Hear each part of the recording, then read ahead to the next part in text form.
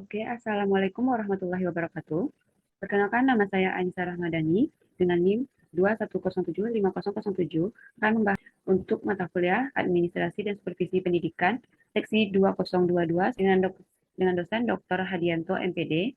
Saya dari program studi Pendidikan Kesejahteraan Keluarga, jurusan Ilmu Kesejahteraan Keluarga dengan konsentrasi tata busana. Table of Curriculum Administration Contents adalah satu pengertian pengelolaan kurikulum. Menurut Undang-Undang Nomor 2 Tahun 2003 tentang Sistem Pendidikan Nasional dan pengaturan mengenai tujuan, isi, dan bahan pelajaran serta cara yang dan pelajaran untuk mencapai tujuan pendidikan tertentu. Kurikulum adalah kebijaksanaan pemerintah cita-cita, harapan, dan tuntutan masyarakat terhadap pendidikan itu sendiri. Administrasi kurikulum merupakan seluruh proses kegiatan sengaja dan sungguh-sungguh serta pembinaan secara berlanjut terhadap situasi demi membantu tercapainya tujuan pendidikan yang telah ditetapkan. Selanjutnya, pengelolaan kurikulum. Pengelolaan kurikulum dimulai dari perencanaan kurikulum.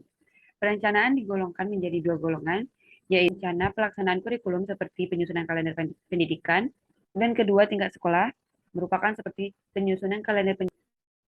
Perencanaan kurikulum harus berlandasan kepada Pancasila sebagai landasan negara dan Undang-Undang Dasar 1945. Yang kedua yaitu pelaksanaan kurikulum, dimulai dari penyusunan yang akan dijadikan guru sebagai pedoman dalam melaksanakan proses belajar mengajar, kemudian kegiatan kurikuler dan ekstrakurikuler. Secara operatif kurikulum itu dapat meliputi 3 kegiatan pokok, yaitu kegiatan yang berhubungan dengan tugas guru, kegiatan akademia dengan warga sekolah atau lembaga pendidikan. Selanjutnya yaitu prinsip tersebut adalah satu, berpusat pada potensi, pengembangan, keberagaman dan terpadu, tanggapan terhadap pengembangan ilmu pengetahuan dan teknologi dan seni, relevan dengan kebutuhan kehidupan, menyeluruh dan berkesinambungan antara kepentingan nasional dan kepentingan daerah. Selanjutnya yaitu evaluasi pelaksanaan kurikulum. Sebelumnya atau manajemen kurikulum dapat meliputi 3 kegiatan pokok, yaitu kegiatan yang berhubungan dengan tugas guru, kemudian kegiatan yang berhubungan dengan peserta didik, lembaga pendidikan. 3. Evaluasi pelaksanaan kurikulum. Evaluasi yaitu penilaian akhir yang dilakukan setelah pelaksanaan dilakukan. Evaluasi sangat penting dilakukan sebagai penilaian pendidikan yang dilakukan untuk mengetahui sejauh mana keuntungan dan kelemahan dari tujuan yang telah dicapai. 2. Untuk mengambil keputusan program yang sudah dibaut. Yang ketiga, untuk menyaring data guna mendukung keputusan yang diambil. Yang keempat yaitu pemegang peranan dalam evaluasi. Yang pertama, beberapa orang yang bertugas mengumpulkan data dan mengambil keputusan mengenai kurikulum. Yang kedua, guru, yaitu dalam mengevaluasi proses belajar mengajar. Kemudian komite, yaitu perwakilan dan pengelolaan pendidikan. Kemudian yang keempat, konsultan, tenaga ahli yang diambil dari luar, dinasikan. Oke, selanjutnya yaitu kita akan masuk kepada kasus yang akan kita angkat yaitu menggagas kurikulum berbasis adat dan Badru Taman, Sekretaris Pusat Dakwah dan Perbaikan MUI pada 5 September tahun 2022. Kasus ini membahas tentang pentingnya akhlak dalam para siswa menjadi alasan kasus ini diangkat ke permukaan. Komisi Perlindungan Anak 119 kasus perundungan pada anak sepanjang 2020, jumlah ini terus mengalami peningkatan dari tahun kasus per tahun.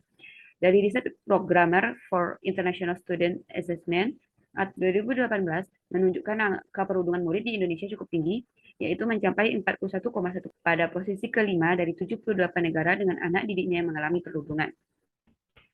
Perundungan yang acap kali dinormalkan oleh masyarakat dan perundungan yang terjadi pun beraneka ragam dari kekerasan. Perundungan yang terjadi pada siswa yaitu beraneka ragam, mulai dari kekerasan fisik hingga telah memakan korban hingga hilangnya nyawa seseorang, diselesaikan dengan jalur kekeluargaan. Penyelesaiannya pun lebih terkesan dilakukan secara jalur kekeluargaan yang ditempuh karena korban dan pelaku kiri. Penyelesaian kasus dengan cara ini hanya akan menyelesaikan dari permukaan saja tanpa mempedulikan akar dari masalah perundungan dan efek yang akan timbul pada korban yang bisa saja mengalami efek yang berkepanjangan.